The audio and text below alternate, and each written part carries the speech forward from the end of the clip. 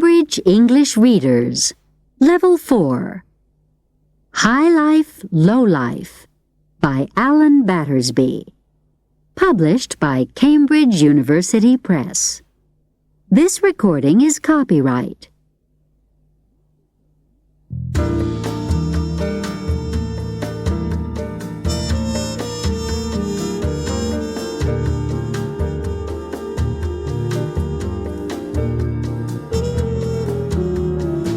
High Life, Low Life by Alan Battersby.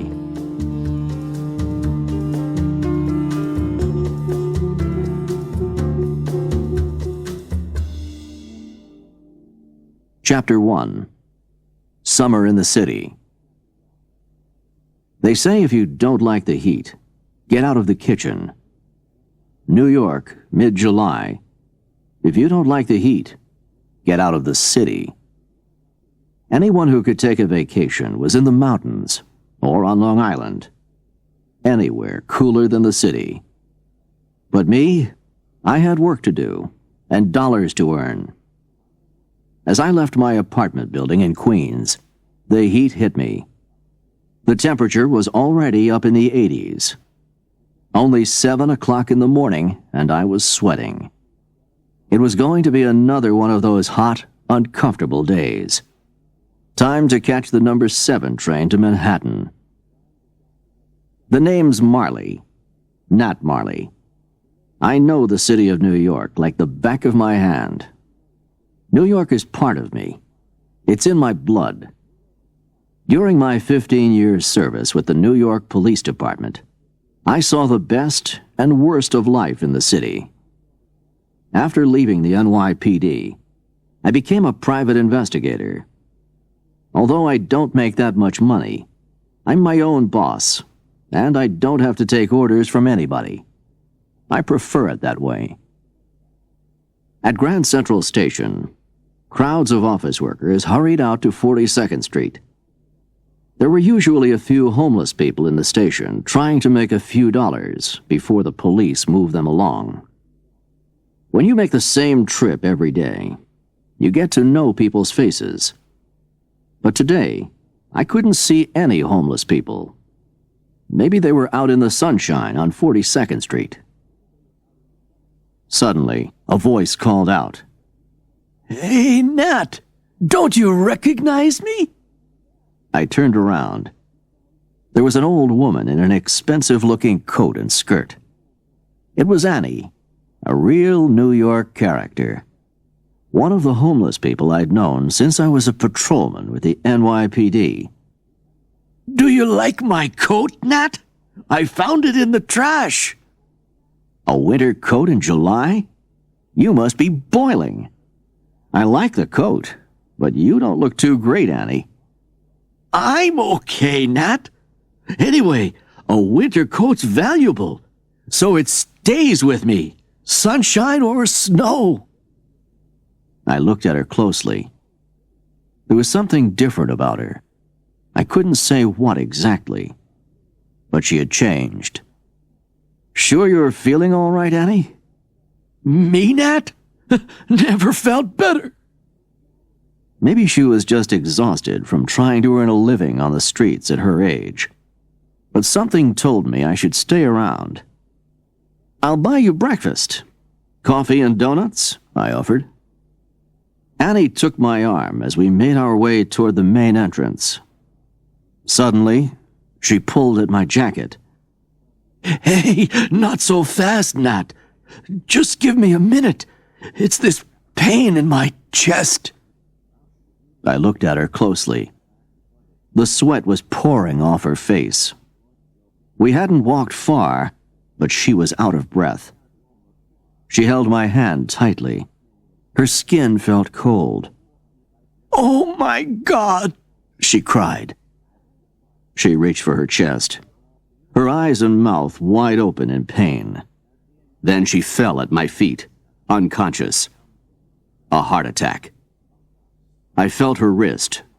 There was no pulse. There was no movement from her chest either. She wasn't breathing. I didn't have time to think. All that NYPD training came back to me. First, the breathing. Head back, hold the nose, open mouth, check the airway. Close my lips over the mouth. Breathe out. Pause. And again. Then, both hands on her chest. Push down. Again. 15 times. I looked up at the circle of people around us. Someone call 911. Get an ambulance. Anyone here done first aid training? I asked. A guy stepped forward nervously. I've just taken a first aid course, he said. Start with the breathing. Then we'll change over. We worked on her for 5 long minutes. I felt Annie's wrist again. This time there was a pulse. And then some movement in her chest. At last, I heard the sound of the ambulance siren. The ambulance men took over and put Annie in the ambulance waiting on 42nd Street. I knew someone like her wouldn't have health insurance. You taking her to Bellevue Hospital? I asked. Yeah. Here's my card. Any questions about hospital bills, tell them to call me. How I would actually pay any hospital bills was another matter. A police officer came over to interview me. As soon as he left me, a reporter from the Daily News ran up to me. Can I ask a few questions, sir? This is going to be a great story. I didn't mind. The story might be good for business. From Grand Central, it was 5 minutes' walk to my office at 220 East 43rd Street. Most offices in the building had their own air conditioning. Mine didn't, so it was hot and uncomfortable. It was very quiet in the office when I arrived. No surprises there. Business is usually quiet in July. Even bad guys take vacations. Stella Delgado, my personal assistant, was already at her desk. She looked tired and annoyed. Nat, when are we going to get air conditioning? She asked. It's impossible to work. And look at the sweat on your shirt. I've been on my knees at Grand Central, I said, saving an old lady's life. That's hard work in this heat. I told Stella what had just happened. She stopped complaining about the heat. Let's go and see how she is, she suggested. New York private investigators don't normally use public transportation. But I'm different. Stella and I took a number 15 bus downtown on 2nd Avenue, then walked 1 block east to the hospital on 1st Avenue. I introduced myself to the receptionist. The name's Nat Marley. I'm a close friend of Annie Clayton's. She's just been admitted to the emergency room. We have to see her, miss. You see, sorry, family only in the emergency room, the receptionist said. Look, miss, she's more like family to me than my own wife, I said. That was true. I hadn't seen much of Mrs. Marley since the divorce. I'll call the emergency room and see what they say, replied the receptionist. We were allowed to visit. Stella and I waited outside an examination room where a doctor was checking Annie's heart. Eventually, the doctor came out and introduced herself. Mr. Marley, I'm Dr. Fisher. The rules say family only in here, but this is a special case. So, you're the guy who saved Mrs. Clayton at Grand Central? You did a good job there. Is she going to be all right, doctor? I asked. Her face told me all I needed to know. She's a fighter, but she's had a serious heart attack, she said. Annie was sleeping, and we waited over an hour before we were allowed in to see her. She looked exhausted, but she smiled when she saw me. Nat, it's good to see you, she said. And thanks. It was nothing, Annie. I save lives every day, I said. Nat, I've been thinking. I may not have much time left. This morning was no surprise. I've had heart trouble for years. Nat, can you find me a lawyer? I want to make a will. I wondered what Annie had to leave anybody after she died. Anyway, I agreed to do as she asked. I knew an excellent family lawyer, Wilma Patterson. I called her, and she agreed to come over to the hospital that afternoon. This was the beginning of the strange story of two old ladies from the opposite ends of New York society, the high life and the low life. Two old ladies who had never met and whose lives were very different. This is the story of how those lives came together.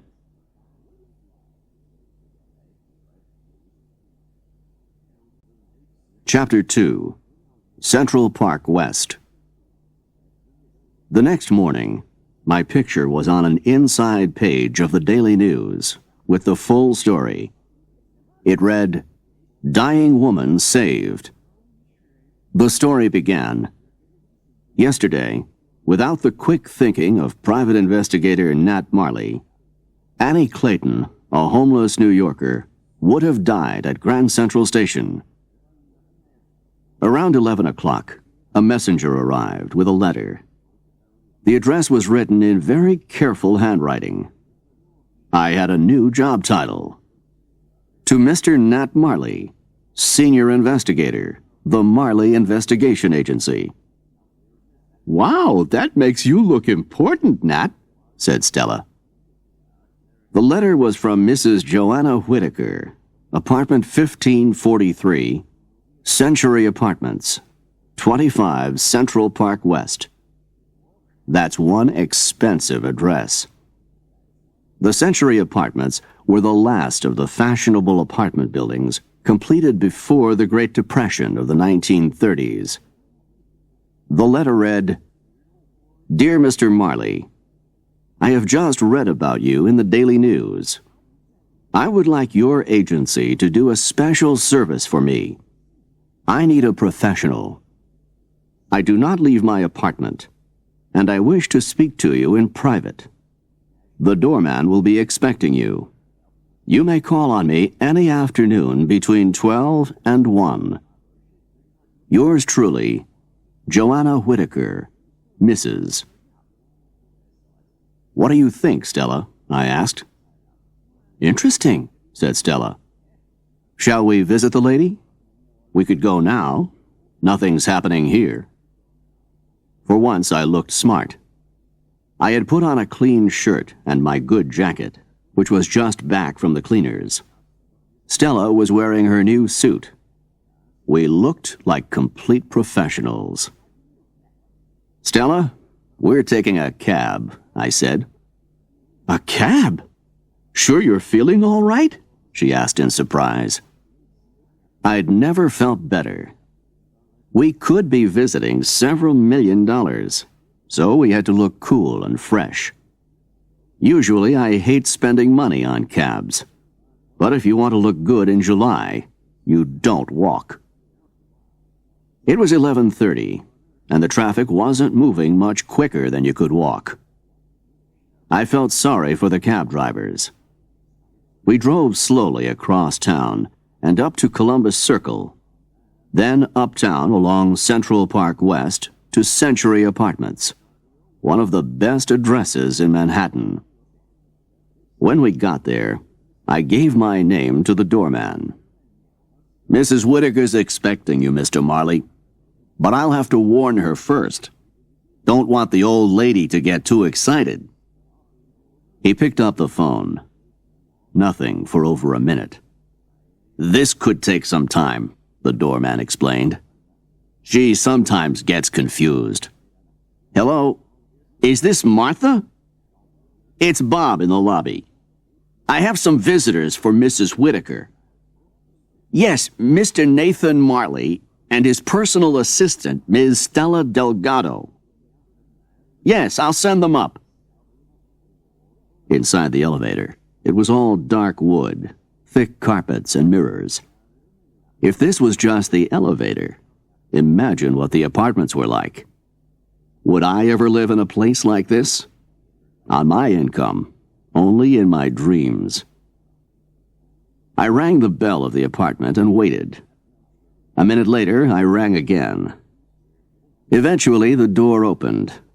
A large, middle-aged woman stared at me unpleasantly. "You Mr. Marley?" she asked. "Yes, ma'am. With my assistant, Ms. Stella Delgado." "Show me your license." I passed her my private investigator's license. "Just a minute," she said, and shut the door in my face. Another wait. She returned, and without a word showed us into the living room, where an old lady was waiting. "Mr. Marley and Miss Delgado, how do you do? I'm Joanna Whitaker. Do sit down. Martha, tea for our guests." I looked around the room, which was full of beautiful 1940s furniture. Nothing had been changed for years, and I felt like I was in an old Hollywood movie. I wondered who would walk in next, Cary Grant or Joan Crawford. Martha returned with cups and 2 teapots. She didn't exactly look pleased to receive visitors. Her thick, strong arms held the heavy tea things with no effort at all. "Assam or Darjeeling tea, Mr. Marley?" asked Mrs. Whitaker. I wasn't sure of the difference, but I wasn't about to admit that. "Assam, thank you, ma'am. 3 sugars." "Oh, good. I like a man with a sweet tooth, just like my poor husband used to have. And you, Miss Delgado?" "Darjeeling, please," Stella replied. "My husband took this place when we were married," said Mrs. Whitaker. "I've lived here ever since. At one time, this apartment was full of laughter and happiness.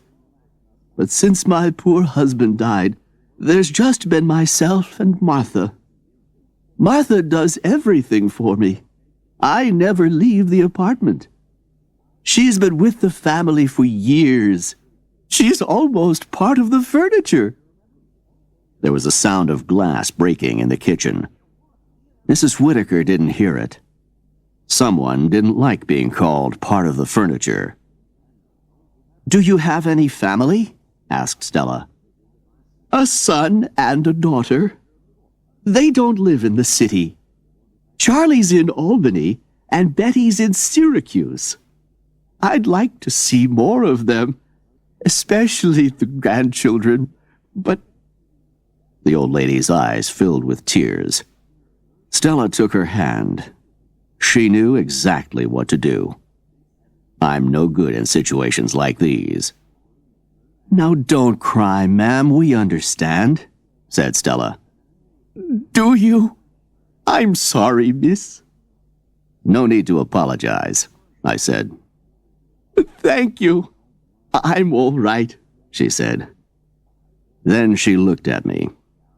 "Now, Tom," she said, "let's get down to business." "Tom?" I asked, looking back at her. "Did I say Tom?" she asked. "Oh, silly me. My mistake. You know, you look so much like my poor dead husband. Now, where was I? Oh, yes, Mr. Marley, I need a lawyer."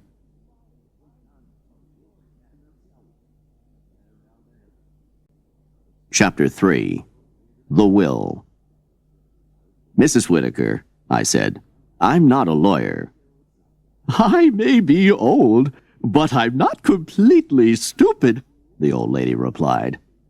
"I want you to find me a lawyer." "Where's the phone book?" I asked. "I'll show you who to call." "You don't understand. I want you to find a good lawyer and bring him here. Someone I can trust. It's to do with my will. Mrs. Whitaker opened her handbag and took out a pile of $100 bills. I hadn't seen so much money in one place in years. "What's your fee, Mr. Marley?" "It's $1,000 a day plus expenses. But not just now, ma'am. When I finish the job. I wouldn't carry all that money around. It could be dangerous." We left the coolness of the lobby at the Century Apartments and walked out onto Central Park West. If you don't like the heat, find a bar, which is what we did. A short walk through the park to the Tavern on the Green. Not the sort of place I would choose to drink in. Expensive drinks and too many tourists. But it was close. That's important when it's hot enough to fry an egg on the sidewalk. We sat in a quiet corner with a couple of cold beers and talked about the two women we had just met. "What a way to live," said Stella. "Yeah. Can you imagine it? Never going outside?" I replied. "As far as I can see, Martha does everything for Mrs. Whitaker. She looks as if she's got the strength. Strange woman, though. I wouldn't want to meet Martha on a dark, lonely street." Stella remained silent. I could see she was thinking. "There's something very strange about Mrs. Whitaker, too," she said finally. "She's got family, so why doesn't she have her own family lawyer? And I couldn't see any photos of her children, just wedding photos and pictures of her husband. Then she called you Tom. Who does she think you are? Her husband returned from the dead?" "Who knows what's going on," I said. "But worrying about it isn't going to earn us any money. Let's go and find that lawyer." Stella and I went back to the office, and I made a call to Wilma Patterson. By 3 o'clock, we had made the arrangements. We met Wilma back at the Century Apartments and took the elevator up to the 15th floor. Martha showed us in without a word. "Ah, Mr. Marley and Miss Delgado. But where is my lawyer?" asked Mrs. Whitaker. Wilma stopped her. "Mrs. Whitaker, I am Wilma Patterson, senior partner of Patterson and Schofield, attorneys at law." "I don't believe you," Mrs. Whitaker said sharply. "Mrs. Whitaker," I said, "Mrs. Patterson is the finest lawyer I know. Trust me." Mrs. Whitaker looked at me doubtfully. I just nodded and smiled. Eventually, she relaxed. Well, these modern times. I wasn't expecting a lady lawyer. Now do sit down. You will join me in a glass of sherry, won't you? Martha?" Martha came in with bottles and glasses. She looked angry. Mrs. Whitaker waved her away to the kitchen without so much as a thank you. "Sweet or dry, Mr. Marley?" she asked. I don't drink sherry, but I didn't want to upset Mrs. Whitaker. I asked for sweet. "A very good choice, Tom," she said, smiling. "Oh dear, there I go again, calling you Tom. Now Tom always enjoyed a sweet sherry, and you do too. Now, Mr. Marley, if you would wait here with Miss Delgado, I have business to discuss with Mrs. Patterson in the library." I knew this was going to take time. I made myself comfortable and had a couple more sherries. After a while, Stella fell asleep. I started putting prices on the furniture in the living room and lost count at $50,000. An hour later, Wilma returned, looking worried. "Nat, we have a problem," she said. "Mrs. Whitaker wants to make you rich." "Is that a problem?" I asked. "It is when the son and daughter don't get a cent. I've talked it over with her, but she won't listen. She wants it all to go to you. She read about you in the papers. Says you remind her of her late husband, Tom. says she couldn't think of a better person to leave everything to. The door to the kitchen was open. Suddenly, there was the sound of more glass breaking. Did Martha have a lot of accidents? Or was she listening to every word that was being said and didn't like what she heard? So, what happens now? I asked. In the end, I don't have much choice, said Wilma. A lawyer has to follow the client's instructions. I don't like this, I said. You've got to speak to the family and arrange a meeting, or else I'm going to be in the middle of a family war. Agreed, she replied. But I'm not making any promises. Wilma went back in the library. Then I heard the sound of someone using an old typewriter. A couple more sherries later, I was starting to get a headache. I got up and looked more closely at one of the photos of Tom Whitaker. 40-something, a little fat, and losing his hair. Just like me, unfortunately. The sound of typing went on. At 5 o'clock, Wilma came out to ask Stella to sign the will as a witness, and the doorman was called from downstairs to be the second witness. A few minutes later, everybody was back in the sitting room. Mrs. Whitaker looked pleased. Thank you, everybody, Mrs. Whitaker said. Mr. Marley, your fee. She gave me a fat envelope. Mrs. Patterson has already given me her bill. Mrs. Whitaker gave Wilma another fat envelope. Now, before you leave, a present for everybody. Martha? Martha! Martha entered with a pile of large books in her powerful arms. In memory of my dear husband, said Mrs. Whitaker. I looked at the title. A History of Whitaker Heir by Tom Whitaker, President. So that was where the family money came from. Thank you so much, ma'am. I'll enjoy reading this, I lied. Mrs. Whitaker gave me a big, sweet smile, almost like she was in love. It frightened me. She took my hand. Her hand was all bone and paper-thin skin. At that point, I just wanted to get out of that apartment and never return. You'll enjoy living here when I'm gone, Tom, she said. Martha was standing behind everybody. She gave Mrs. Whitaker a long, dark look. Finally, we escaped into the late afternoon heat. Outside, I opened the envelope. $2,000 in $100 bills. Not bad for one day's work. Wilma Patterson looked worried. Nat, once the family finds out about the will, there's going to be trouble, she said. Don't I know it, I replied. You've got to get the family talking. Get her to change the will.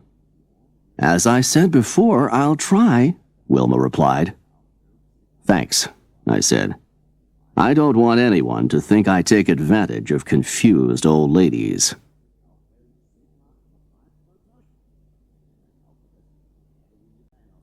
Chapter 4. Beneath the City Streets. By the time we got back to East 43rd Street, it was past 6 o'clock. No point trying to do any work. I wandered over to McFadden's bar on 2nd Avenue. The usual crowd of Daily News reporters was there, doing what they did best, drinking. I needed information, and I knew just the guy who could help. Ed Winchester. He used to be the crime reporter at the Daily News, and he still did some part-time work. Once a reporter, always a reporter. Nat, my old friend, Ed said when he saw me. You've arrived at just the right moment. Does that mean your glass is empty, Ed? I asked, and waved to the bartender. Jack, Sam Adams for me and a drink for Ed. It was time for Ed to earn his drink. I told him about our strange meeting with Mrs. Whitaker and the business of the will. I asked what he knew about the family. I knew I could depend on Ed. He had a very long memory. Ed took a drink and said, Tom Whitaker. Now, he's the guy who started one of the first regular air services between New York and Chicago in the 1920s. The business became very successful in the 1950s and 1960s. Then he sold it. I think it became part of Pan Am. I'll see what else I can find out. So the family's got money? I asked. Lots of it, Ed said. It had been a long day, and I was getting a headache. I left and took the number 7 train home to Queens. I couldn't eat much of the takeout meal I got from the diner down the block. That night, I lay awake for hours. It was dawn before I finally fell asleep. In the morning, I didn't feel very active. I went off to work like a machine. Not a thought or an idea in my head. Take my advice. Avoid New York in July. When I arrived at the office, Stella was already at work. Inside, it didn't feel as hot as usual. There were 2 electric fans on her desk. I could see through the door to my office. Another 2 fans. Morning, Stella. Where did those fans come from? I asked. Macy's, she replied. I phoned yesterday. They were the last ones in the store. We were lucky to get them. Here's the bill. What's this? I asked. $200? Do you think I'm made of money? I can't work if I don't have the fans, said Stella. If I can't work, I don't make you any money. It's as simple as that. I was about to argue when the phone rang. It was Dr. Fisher at Bellevue Hospital. Annie was asking to see me. Apparently, it was important. When I got to Annie's room, she was sitting up in bed, but she looked awful. There was a visitor with her. Nat, it's good to see you, Annie said weakly. This is Leona, an old friend. Leona, meet Nat. He's going to help me with some family business. And before you ask, Nat, I'll pay you somehow. I wouldn't dream of asking for money, Annie, I said. I was there to help out an old friend. Annie was already sick enough without knowing what my daily fee was. A man can't put food on the table by working for nothing, Annie said. Nat, I want you to go with Leona. She's going to take you somewhere you've never been before. In my 15 years' service with the NYPD, I'd been to most places in New York City. I wondered where Leona was going to take me. We left the hospital and walked 4 blocks west to the subway station on 28th Street. Then we took an uptown number 6 train to 103rd Street in Lexington. Some New Yorkers never go further uptown than 96th Street on the east side. For them, anywhere north is like a foreign country. At 103rd Street, it does feel like another world. There are no expensive stores, good restaurants, or skyscrapers. The only tall buildings are the housing projects, low-cost apartments built for working people. The people on the streets are mostly African American and Latino.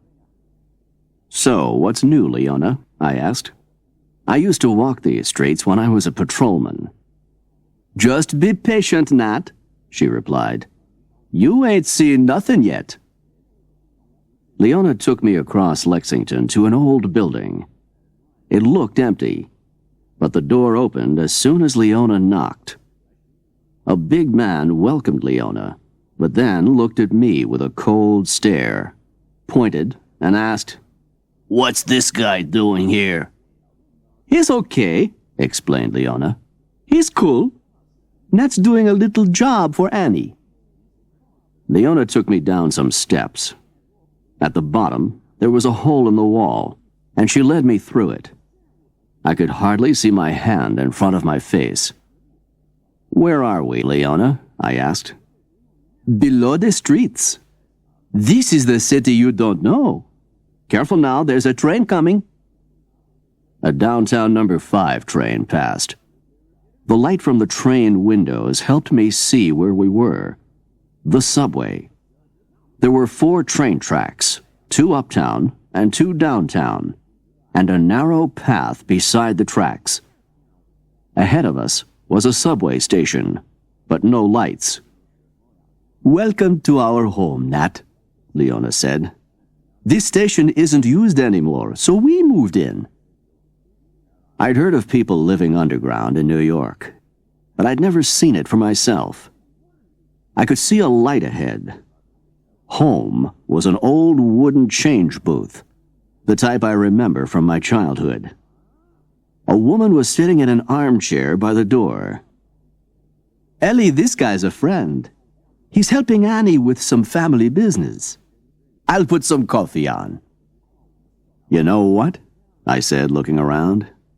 "You've got a nice place down here. Better than my place in Queens."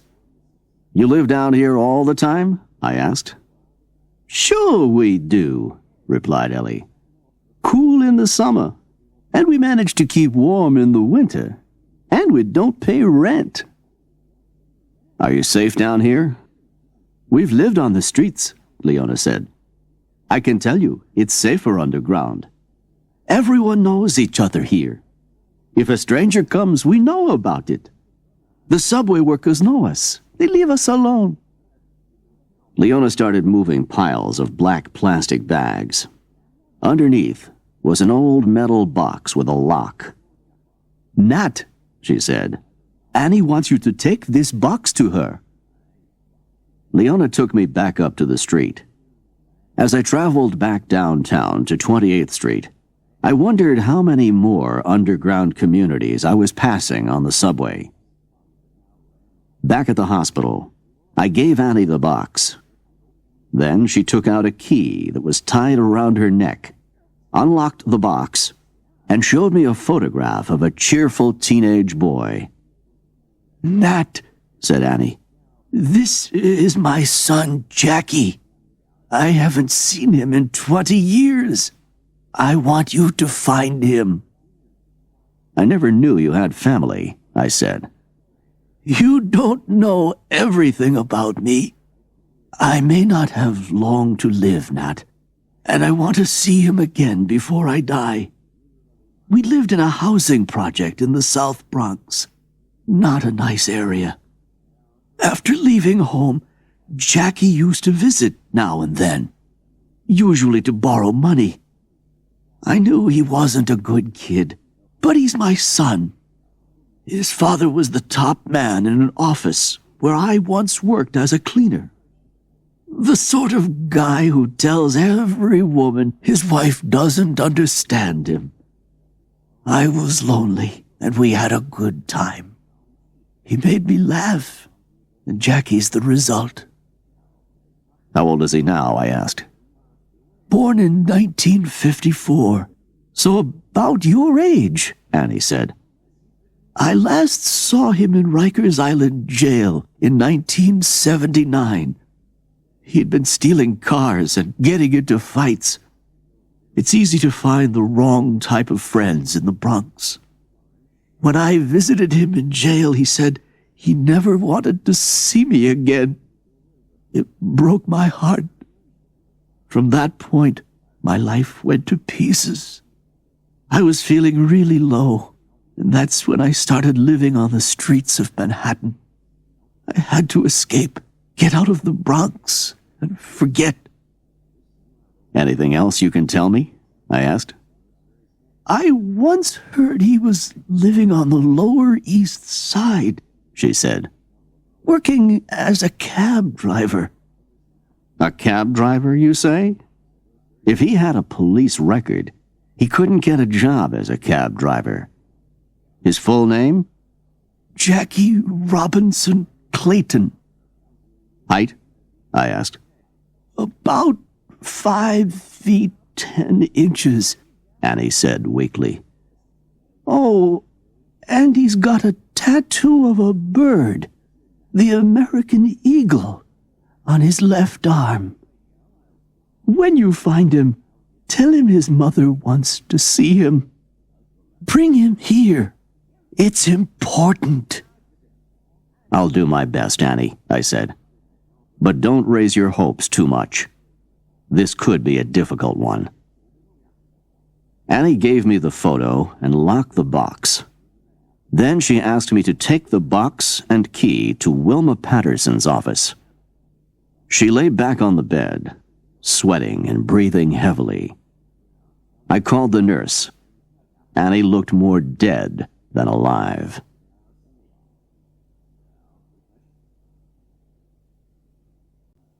Chapter 5. Inside Information. I got to McFadden's bar at lunchtime. Inside, it was noisy and busy, but cool, thanks to the air conditioning. I realized I was hungry. I hadn't eaten properly since breakfast the day before. I ordered a steak with extra fries. As I was eating, Jack the bartender called me.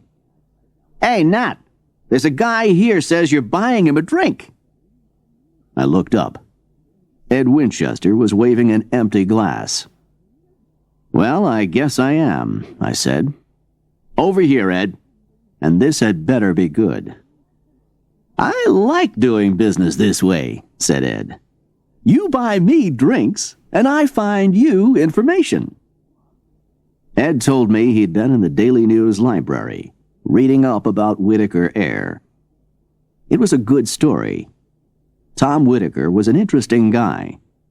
He had been a U.S. Air Service pilot and was shot down in France in the First World War.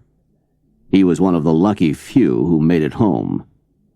When he got out of the Air Service, he bought a couple of ex-Air Service planes and started flying people around the city, sightseeing by air. In the late 1920s, he started an airline business, flights to Washington and Chicago. He saw that the future was air travel. During the 1950s, the railroads were beginning to lose passengers to the airlines, and Whitaker Air was taking a big share of them. Was he the sort of guy who lived for his work? I asked. Not at all, replied Ed. He was quite a ladies' man. Look at this. Daily News, 1957. Ed gave me a photocopy of a newspaper story. There was Tom Whitaker at a table in a cocktail bar with 3 amazing-looking blondes. Each one better built and better looking than Marilyn Monroe. Whitaker looked pleased with himself. I could understand why. Just look at him, said Ed. He could be your brother. We might look alike, I said, but he had everything I don't have.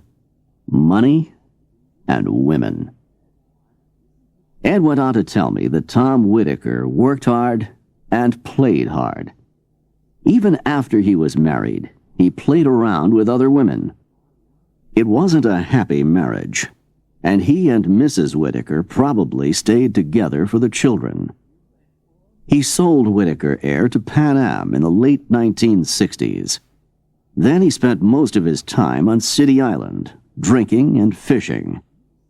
He died in 1974. Goodbye, Tom Whitaker, I said. You're in luck, buddy, said Ed. When she dies, you could afford drinks for everyone. I walked back to East 43rd Street. Stella was busy at the computer when I arrived at the office. Hi, Stella, I said. I've just been speaking to Ed. Don't you mean speaking and drinking? Stella replied. Yeah, with Ed, you can't do one without the other. I told Stella everything I'd learned from Ed. You know, Nat, it frightens me. Mrs. Whitaker? Martha? That apartment? She said. Uh-huh. like something out of a horror movie. You said it, Stella added. And imagine never going out. What sort of life is that? Mrs. Whitaker's not right in the head. She isn't if she's left money to me, I said. Any clients for me to see? The phone hasn't rung all day, said Stella. Oh well, I'm going to Century Apartments to see the one person I know there who's not crazy, Bob the doorman. I arrived at Century Apartments and walked into the lobby. The air conditioning was working perfectly. It was like walking into December. Bob, remember me? I asked. Ah, Mr. Marley, he said. Call me Nat. I'd like to ask you a few questions about Mrs. Whitaker. Now, Mr. Marley, Nat, he said, I really shouldn't talk about our... Would this help? I asked. I showed him my investigator's license. That helped a little. I also showed him a $50 bill. That helped a lot. Why, thank you, he said. How does Mrs. Whitaker get everything she needs? I asked. Martha does some of the shopping, or the stores send things to the apartment. Mrs. Whitaker is the type of lady who likes to be looked after. Does she get many visitors? I've been here 5 years, Bob said. In that time, the only visitors I've seen are her son and daughter. Even they've only been here 3 or 4 times. The last time I saw them was over 2 years ago. I remember because they were both angry when they left. The daughter was in tears. Family disagreement or something.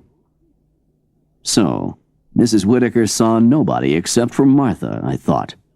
Not a healthy way of life.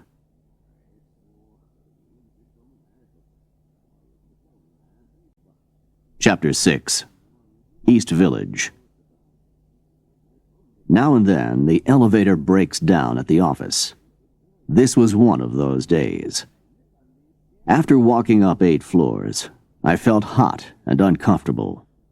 The fans didn't make much difference. Fall couldn't come soon enough. I had phone calls to make. At last, real work. Finding a missing person. Annie's son, Jackie. My first call was to police headquarters. I knew someone who could help. Someone I used to work with. That is, if he wasn't feeling too bad-tempered. Get me Captain Oldenburg, will you? Marley, Oldenburg shouted. I've got enough problems without you calling me. You don't sound happy in your work, I said. Listen, I'm trying to find a missing person, a Jackie Robinson Clayton. He's been in trouble. He was in Rikers Island in 1979. He may be working as a cab driver now. 46 years old, medium height, the American Eagle on his left arm. Anything else? Oldenburg asked. Nothing, I said. His mother hasn't seen him in 20 years. And Oldenburg, this is a job for an old friend. Okay, Marley, said Oldenburg. But I'm not lifting a finger in this heat. I'll get Lieutenant Brandstein to do it. First thing, I said, get him to check if the guy's in prison, will you? Next, I needed some information from the Daily News. I put a call through to Ed Winchester. Luckily, he was back from McFadden's bar. Nat, what can I do for you? He asked. I'm trying to find a guy by the name of Jackie Robinson Clayton, I said. He's been in trouble, so there might be some news stories on him. I gave Ed the information he needed. I crossed my fingers and hoped he would turn up something. The phone rang as soon as I put it down. Lieutenant Brandstein was doing a good job.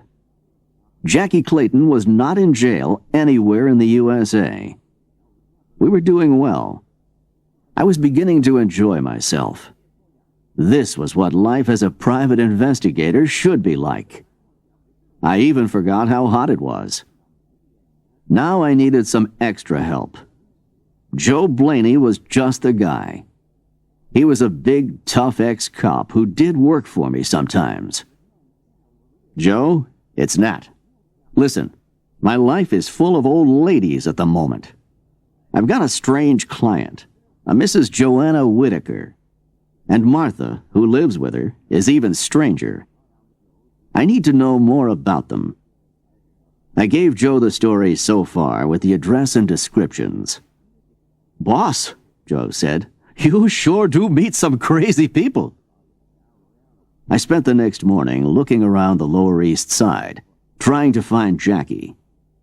Often, when you turn over a stone, you find something unpleasant beneath it.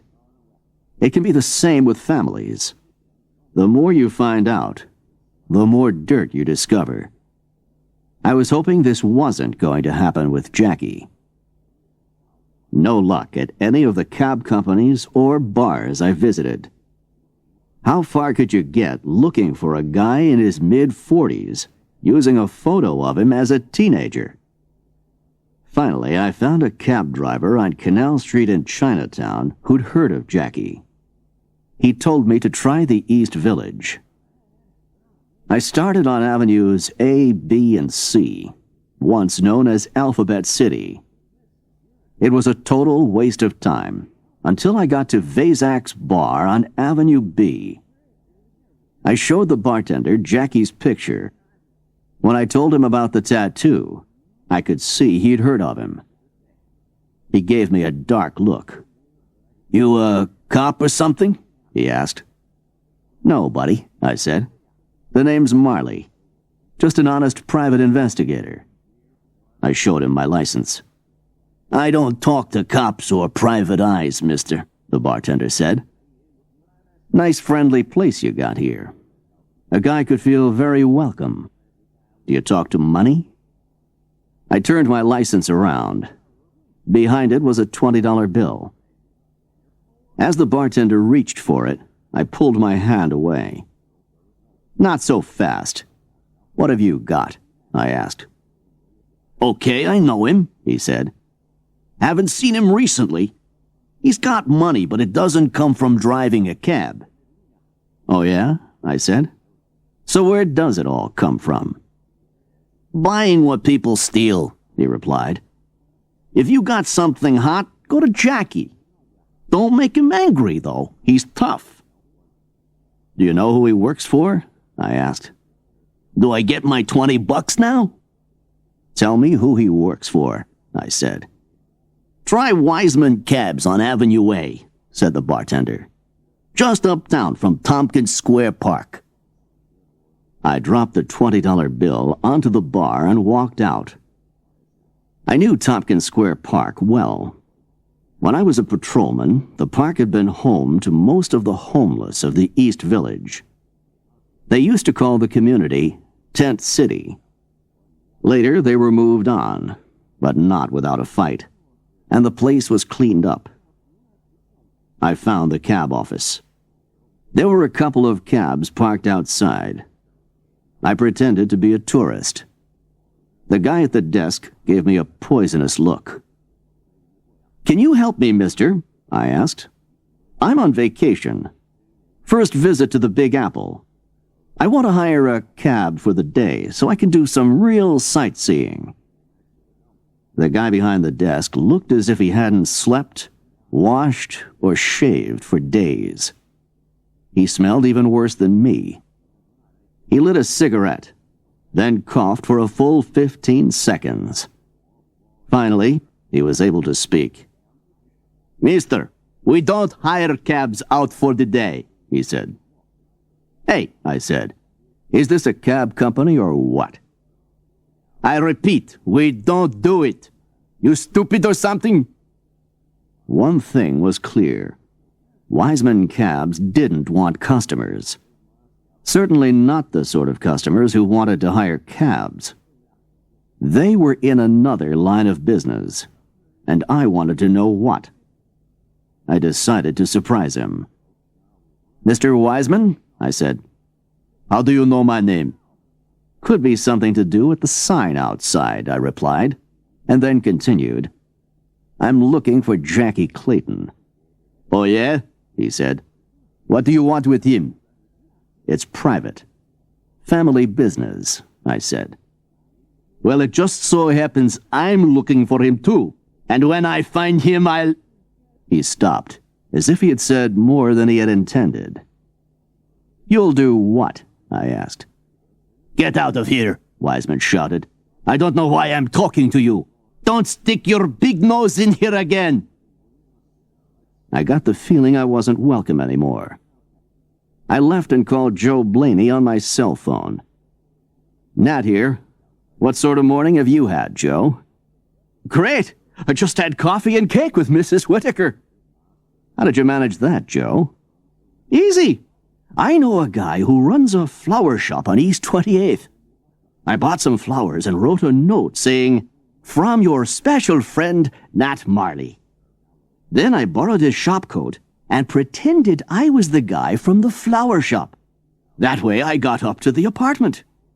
As soon as I said the flowers were from Mr. Marley, the old lady never stopped talking. She thinks you're wonderful. I know, I said. It's troubling, isn't it? Then I got Mrs. Whitaker talking about her family. She thinks the world of her late husband. I tried to get her to talk about the children, but she just said that they won't visit anymore. I got her son's phone numbers from the address book on the hall table. Easy. That's good work, Joe. Now I've got another job. I want you to watch Wiseman Cabs on Avenue A. Jackie used to work for them. There's something strange going on. They wouldn't let me hire a cab, so I want to know how they make their money. And get some photos. Joe had given me work and home numbers for Charlie Whitaker. Maybe Wilma Patterson could get the Whitaker family talking. I called her office with the phone numbers. It was early evening before she got back to me. Nat? Wilma here. I managed to talk to Charlie Whitaker. He said they used to bring his children to visit until it got too painful. It was the way Mrs. Whitaker kept talking about her late husband, as if he were some kind of god. The truth of the matter is that it was a loveless marriage. Tom never had time for his children. In fact, Charlie says he was like a stranger to them. What a way to grow up, I said. Charlie Whitaker's agreed to try and set up a family meeting, Wilma continued. His mother refuses to talk to him over the phone, so he'll have to visit. All this will take time. And will she agree? It's doubtful. Well, this is a fine mess, I said. Don't blame yourself, Nat.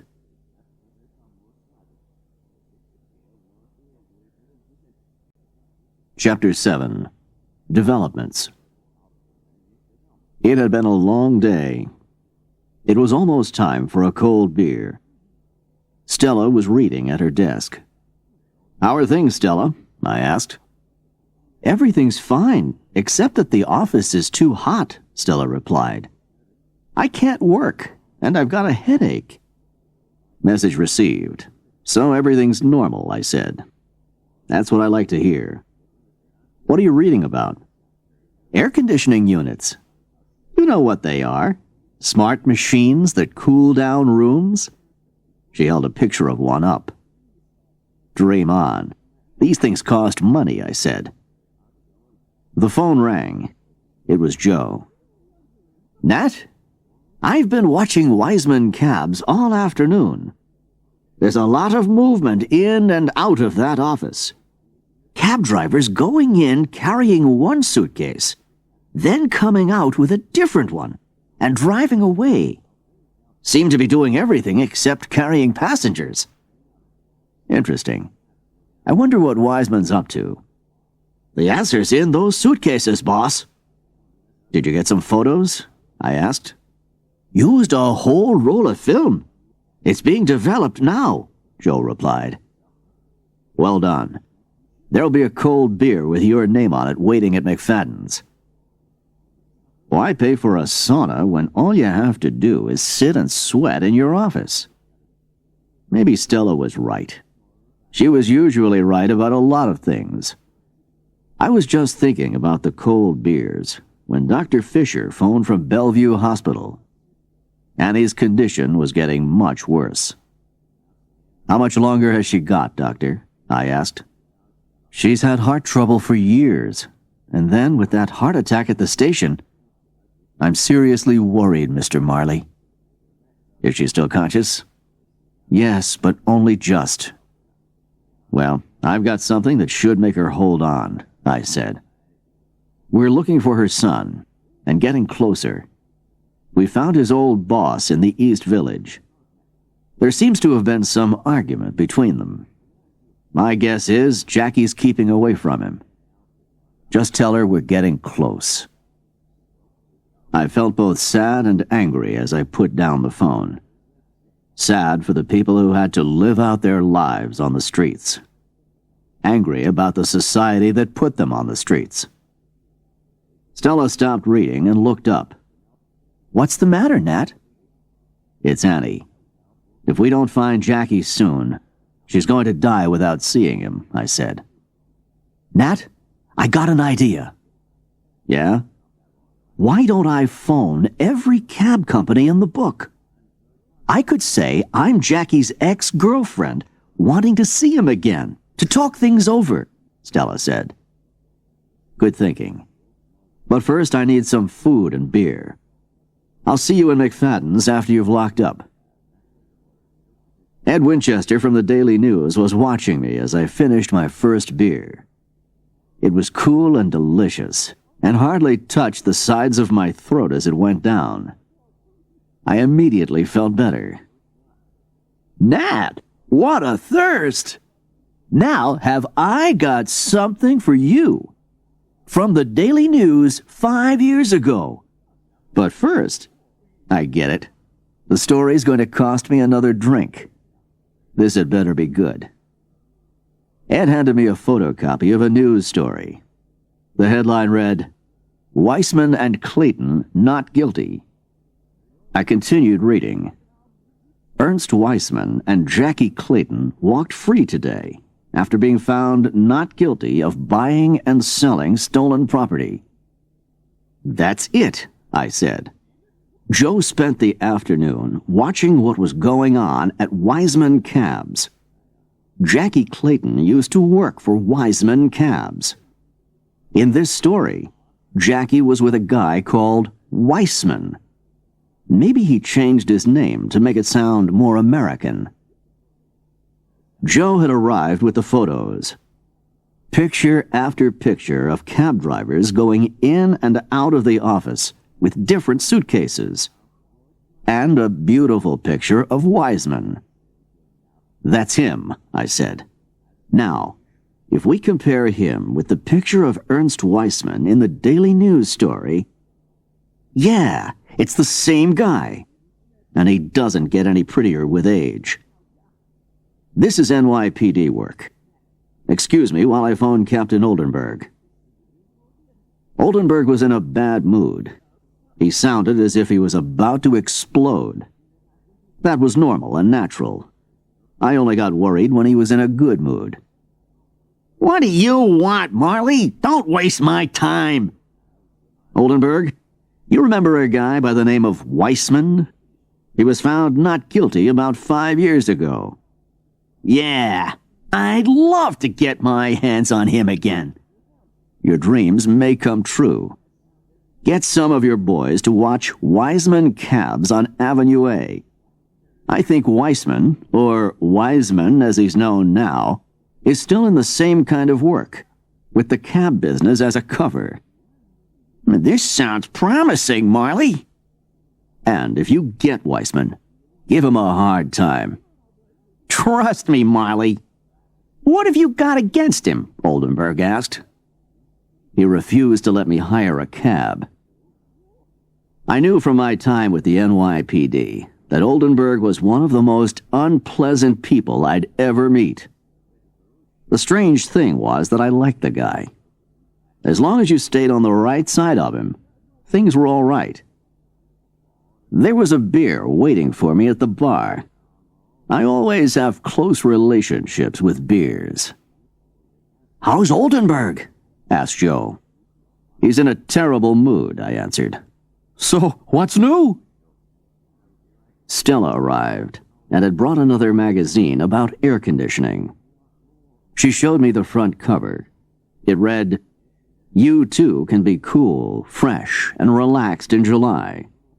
Say goodbye to the summertime blues with Antarctic air conditioning. 2 units for under $700. Under $700? The price was $699. That made my temperature rise. But I knew I had lost. If it would keep Stella happy, it was well worth it. "That's it. You win, Stella. Do it before I change my mind," I said. "What's going on, boss?" asked Joe. "Nat has kindly agreed to get air conditioning for the office," said Stella. I was going to be $700 poorer. That made me feel very sad indeed, like when you lose a close friend. It looked like I was going to spend Mrs. Whitaker's $2,000 before it even reached my bank account.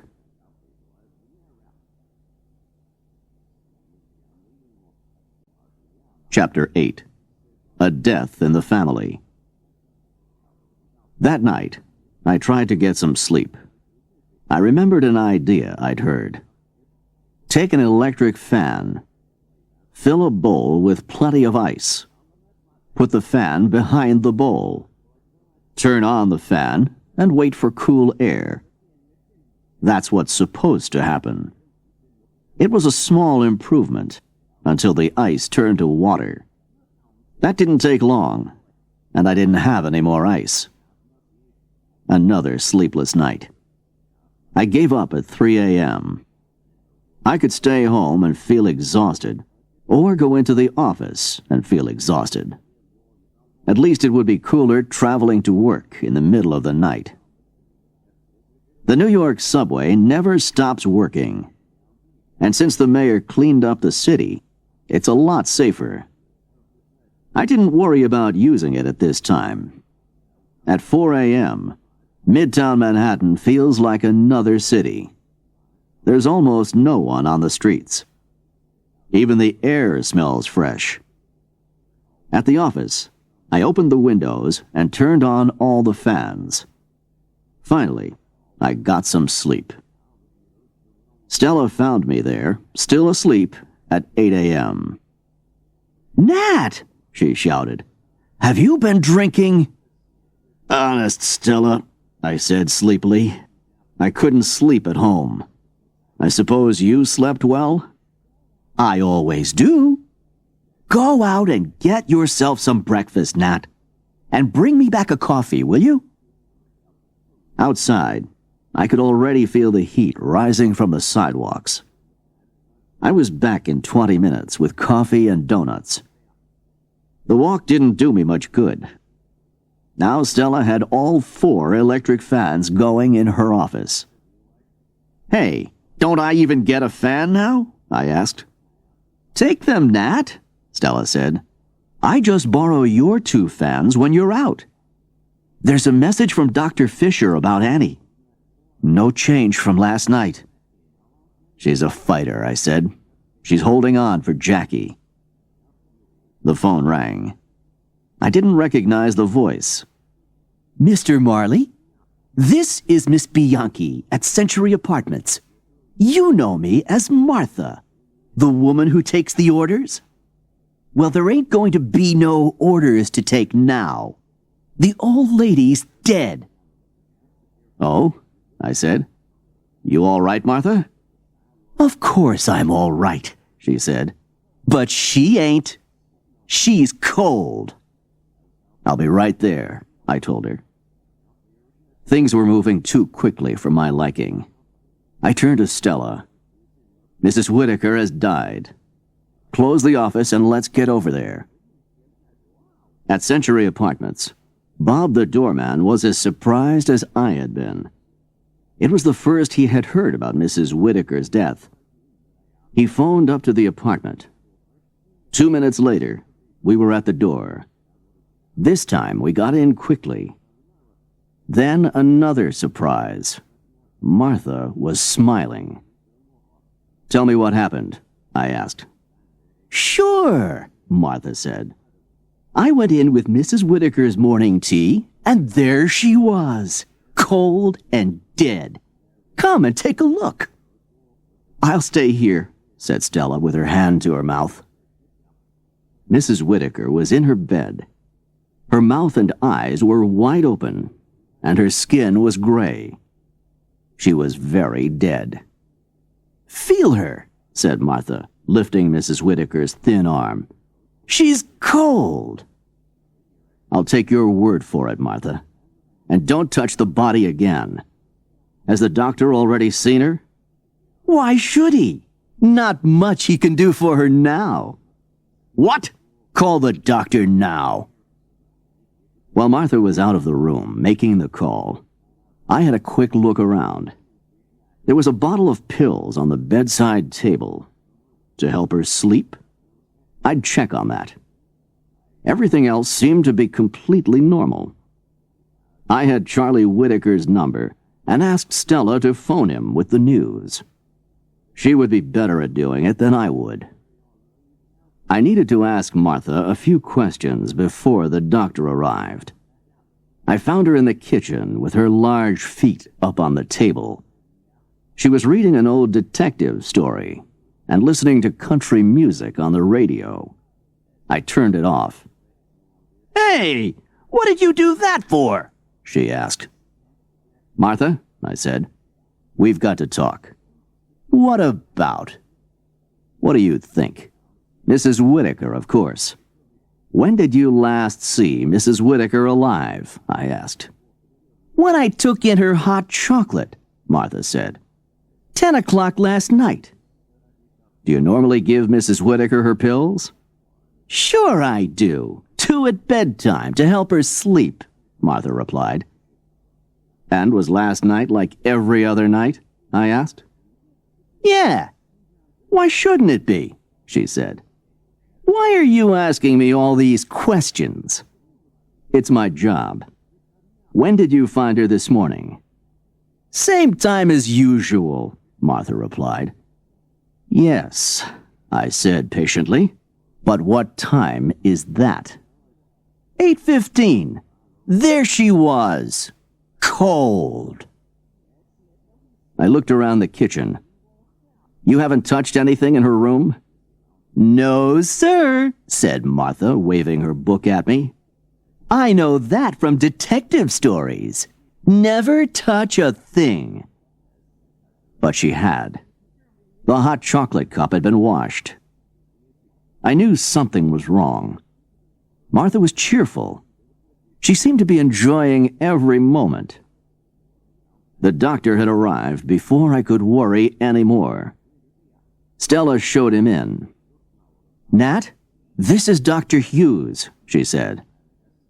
"Pleased to meet you," I said. "The name's Marley. I'm working for Mrs. Whittaker. Martha called me with the news." The doctor went into the bedroom and did an examination to establish how Mrs. Whittaker had died. After a few minutes, I knocked on the door and joined him in the bedroom. The doctor had covered her with a sheet.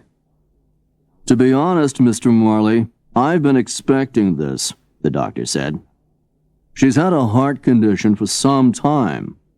A natural death. I'll make out a death certificate now.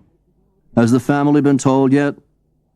"I've just been talking to the son," replied Stella. "Charlie Whittaker's on his way." "Good. Now the body must be moved to a funeral home as quickly as possible. Obviously, the family will make those arrangements," said Dr. Hughes. I felt uncomfortable about the whole situation. Something wasn't right, but I couldn't say exactly what. Martha was standing close, listening to every word. I had to get rid of her for a while. "Martha, coffee for everybody." And I always have chocolate chip cookies with my morning coffee, I said. We don't have them, said Martha. Here's $5. Go and get some, will you? Dr. Hughes and Stella looked surprised as Martha left. That should take her 10 minutes, I said. Nat, why are you sending Martha shopping? Asked Stella. Martha's far too cheerful for my liking, I said. And I don't want her listening in to every word the doctor says. She's acting strange. It makes me nervous when she smiles. Did Mrs. Whittaker take sleeping pills regularly, Doctor? Yes, I suggested she take them, the doctor replied. She'd been having trouble sleeping. Could you take a look at the bottle, I asked. I went into the bedroom with the doctor. That seems to be about the right number, he said. She has a fresh bottle every month. Now, Mr. Marley, surely you don't think... I don't know what to think, Doctor. That's the problem, I said. Look, Mr. Marley, Dr. Hughes said. Mrs. Whittaker was an old lady with a heart problem. Her death is no surprise. Well, there you are, one death certificate. Not much more I can do here. Is someone going to wait here with Martha? I'll do that, Doctor, I said, and thanks. I didn't feel I should leave Martha alone with the body. While I was waiting, there was work that Stella could do. There's no point in the two of us staying here, I said to Stella. Could you go back to the office and call those cab companies? We've got to find Jackie, and soon. Later, Martha returned with the cookies. She gave me one of her black looks. My favorite, I said. When you've made that coffee, come and sit down and tell me all about yourself. That was pointless. I don't think even Captain Oldenburg would have been successful getting information out of her. The most I got out of her was a simple yes, no, or don't know. Anyway, it helped to pass the time while I was waiting for Charlie to turn up. I really wanted to be out on the street, looking for Jackie. Chapter 9. The Lost Son Found. Charlie Whittaker arrived at the Century Apartments in the early afternoon. Without intending to, I gave him an unpleasant surprise. My God! You frightened the life out of me! So you're Nat Marley? He said with an amazed look on his face. You could be my father's ghost. That brings back some bad memories. The way he used to check my homework. He always hit me if I got less than 8 out of 10. Then I hope appearance is the only thing I share with your father, I said. I'm sorry about your mother, Mr. Whittaker. Thanks, Charlie said sadly. But we were sort of expecting it. I sent Martha into the kitchen to make more coffee and showed Charlie into the bedroom. He pulled back the sheet and stood there looking thoughtfully. Well, goodbye, Mom, he said finally. I know this is not a good time, but could we talk? I asked. Wilma Patterson has explained the situation about the will. I wish to say that I never agreed with it. Wilma has my instructions to give everything to the family. Money, apartment, and so on.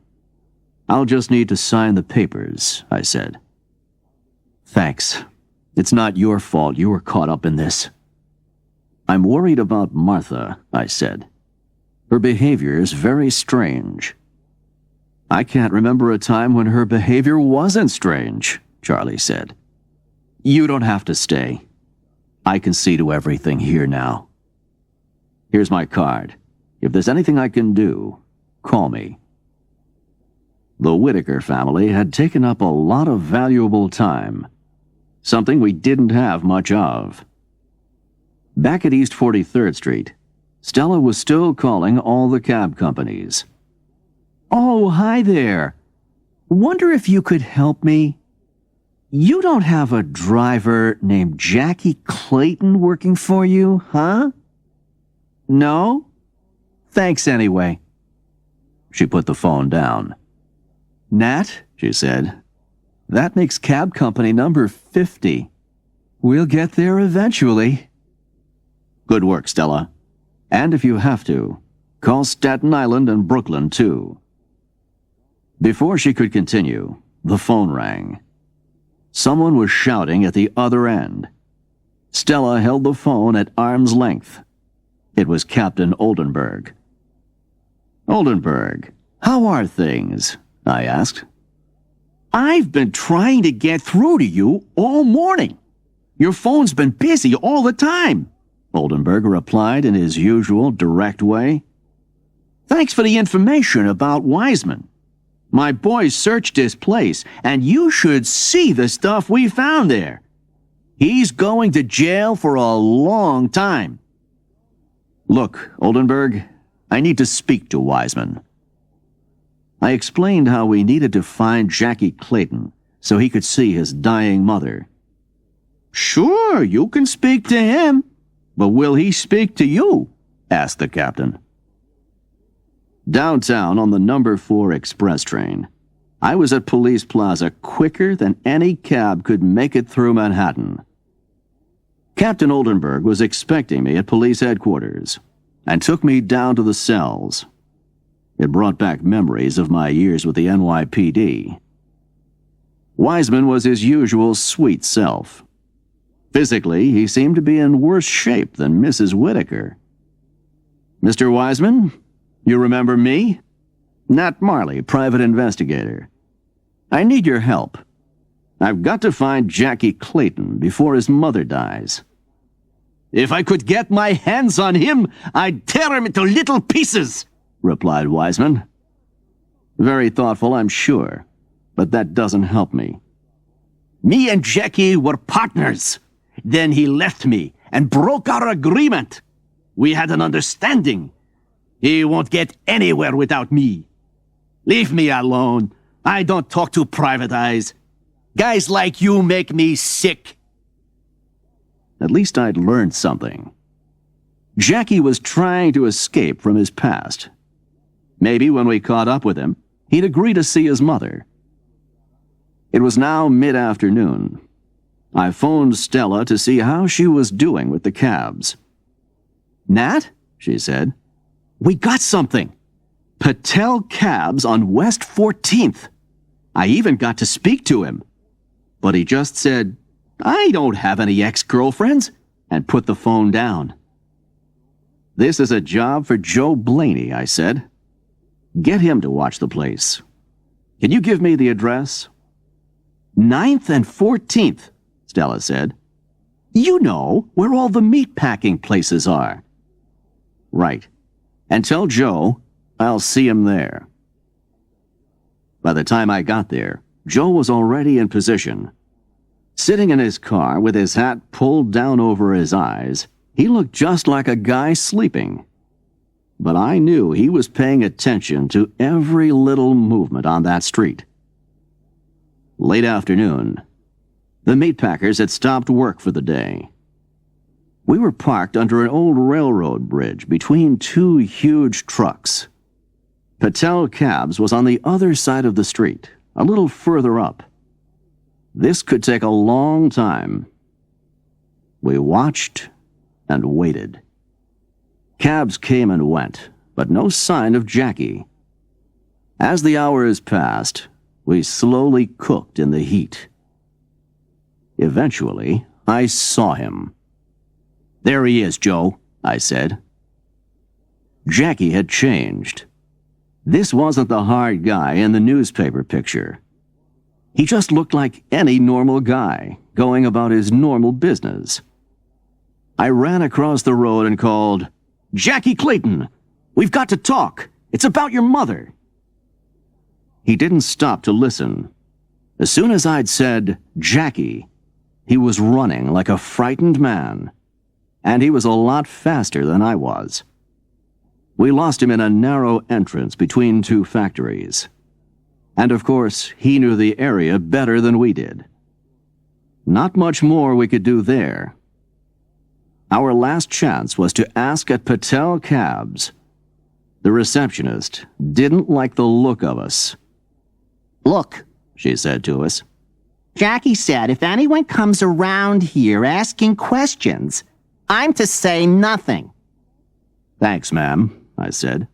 Message understood. 8 in the evening. I was tired, hot, and hungry. Not much more we can do today, Joe. I made a couple of calls on my cell phone. I told Stella to go home and asked Dr. Fisher to give Annie a message.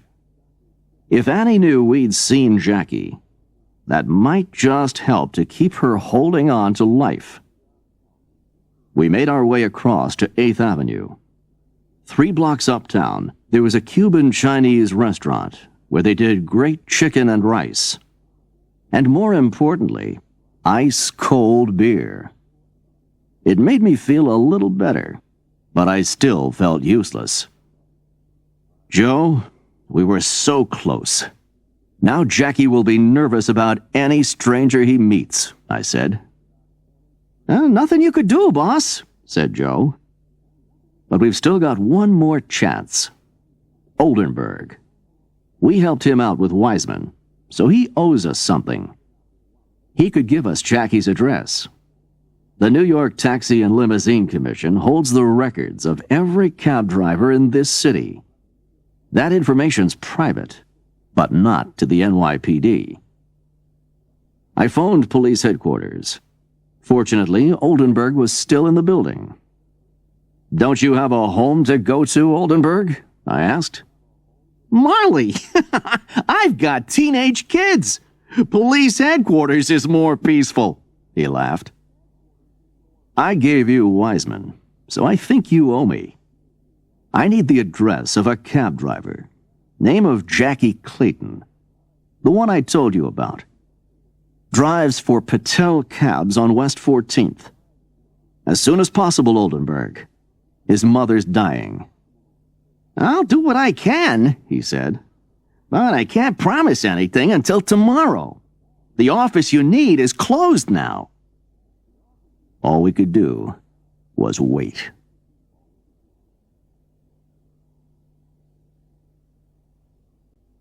Chapter 10. We're the good guys. I hate the way sweat makes your shirt stick to the train seats. I was going through 3 or 4 clean shirts a day in this heat. I needed a fresh shirt this morning, but there was no time to change. At the office, Charlie Whitaker and Wilma Patterson were waiting.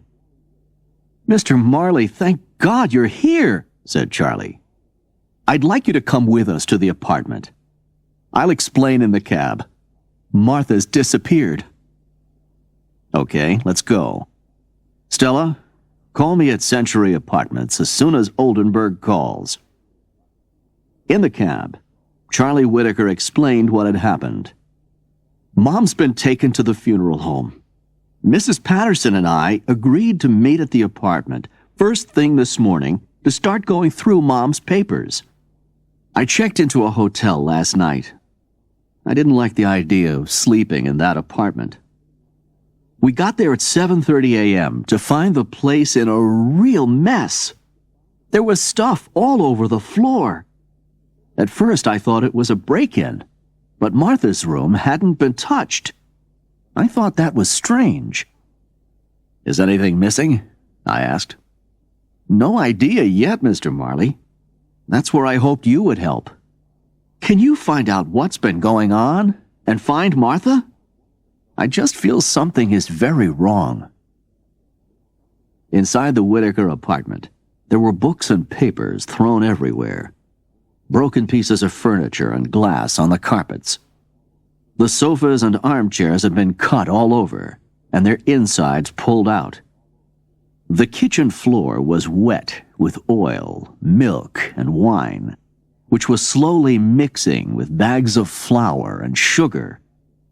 A broken bottle of ketchup sat in the bathtub in a pool of shampoo. In the toilet were the torn-up pieces of the Whitakers' wedding photographs.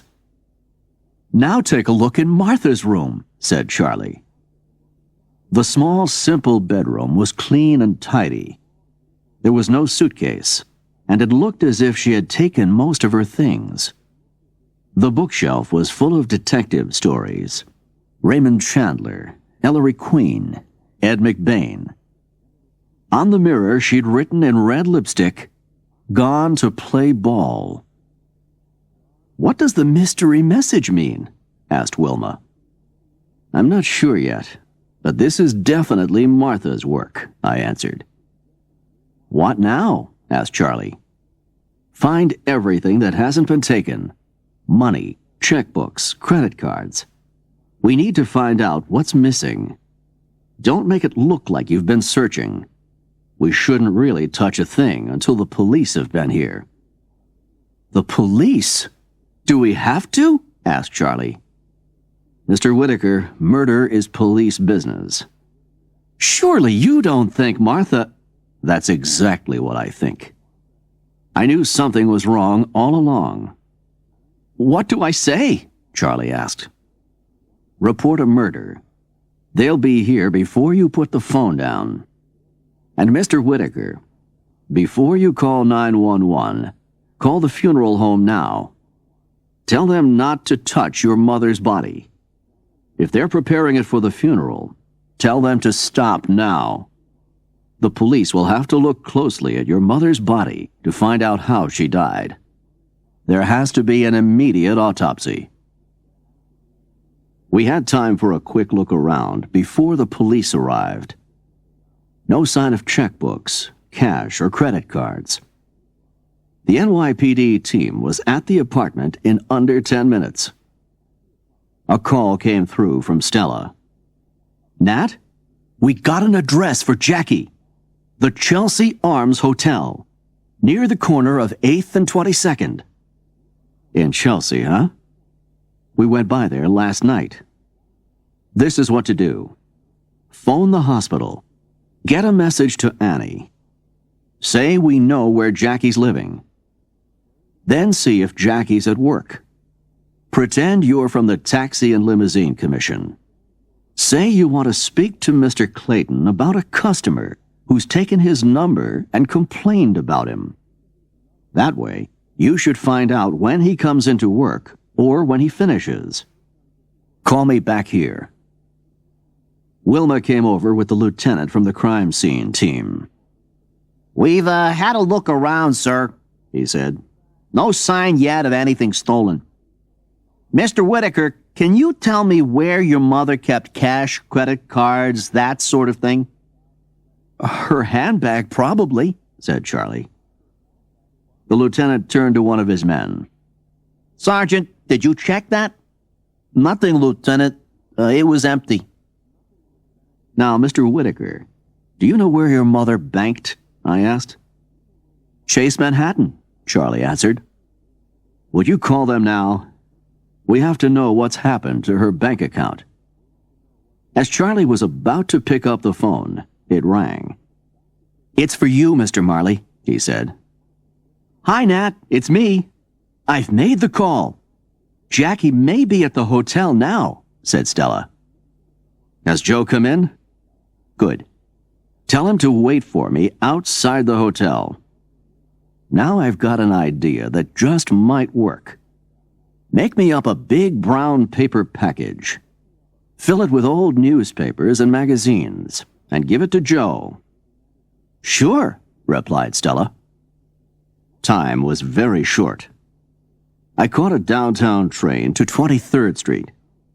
As I came up to street level from the subway, I could see Joe waiting at the corner of 8th and 22nd, with the package under his arm. He was pretending to read the Daily News. The Chelsea Arms Hotel had seen better days. Now it just looked like any other cheap hotel. The floor was dirty white stone in the lobby. A guy was working on the computer behind the window at the reception desk. There was another big guy sitting at a table opposite the reception desk. He was obviously there in case of any trouble. "Joe, Stay just outside the door on the street. Keep an eye out. If Jackie tries to run, stop him any way you can." Now, I hoped this was going to work. I quickly wrote a message on the package and wandered over to reception. "Is there a Mr. Jackie Clayton staying here?" I asked. "Package for him." "You can leave it with me," said the receptionist. "Sorry, special package," I said. "Has to be signed for by Mr. Clayton." "I'll call the room." A minute later, Jackie came down the stairs into the lobby, looking nervously from side to side. I waved the package at him. "What's this?" he said. "I'm not expecting anything." "Read it," I said. "It's for you." Jackie took the package. The message read, "Jackie, your mother is dying and wants to see you. Time is short." He wasn't sure what to do. I moved around to cut off the stairs. Jackie threw the package in my face and made a run for the front door, only to see Joe standing in his way. Then he tried to hit Joe. Not a good idea, especially when the guy you're trying to hit is an ex-NYPD heavyweight boxer. Joe replied with his famous straight left. A loud cry of pain from Jackie. He fell backwards into my arms. The big guy at the table stood up. "Stop that, or I'll call 911, he shouted. I held my license in his face. "Nathan Marley, private investigator," I said. "I've been hired by this guy's mother to find him." I turned to Jackie. "Listen, Jackie, your mom's seriously ill. We're the good guys. We're not from Wiseman. Your mother hired us to find you. You've got to believe us. Look, get reception to call Bellevue Hospital. Then you'll believe us." Jackie was calming down. He nodded to the guy at reception who called the hospital and then passed the phone to Jackie. Jackie spoke slowly and quietly. "Do you have a patient there by the name of Annie Clayton?" "You do? I'll be right over." Jackie put the phone down, turned around, and took our hands. "Guys," he said, "I owe you an apology. I thought you were more unwelcome guests. Let's move. I haven't seen my mom in 20 years.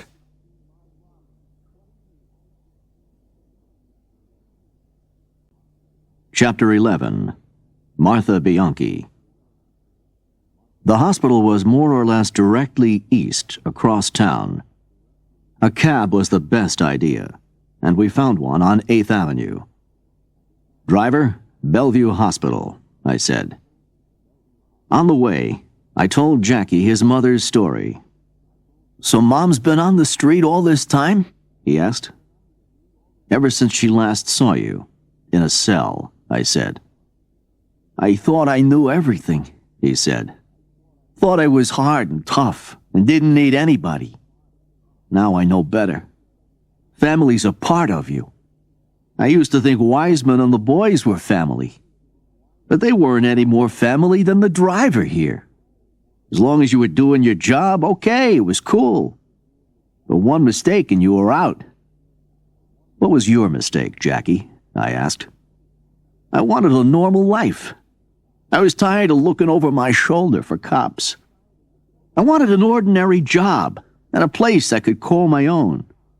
Then I started thinking of my family. Hey, are we going to be in time?" "We'll make it okay," I replied. "Wiseman hates it when people try to leave the organization," Jackie continued. "The last 12 months I've been trying to earn a living and hide from him at the same time. It was almost impossible to do both. I tried to find Mom and went back to the Bronx, where I grew up. Everything's changed. Didn't even recognize my own street. All the old housing projects pulled down. Nobody had heard of Annie Clayton." We stopped outside the hospital. The driver had earned his $20 tip. The clerk at reception phoned Dr. Fisher, who came down immediately to meet Jackie. "Jackie Clayton, the long-lost son. You're going to make your mother a very happy woman," she said.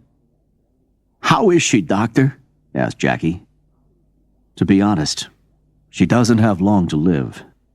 She hasn't got the strength. All those years on the street. But she's holding on for you.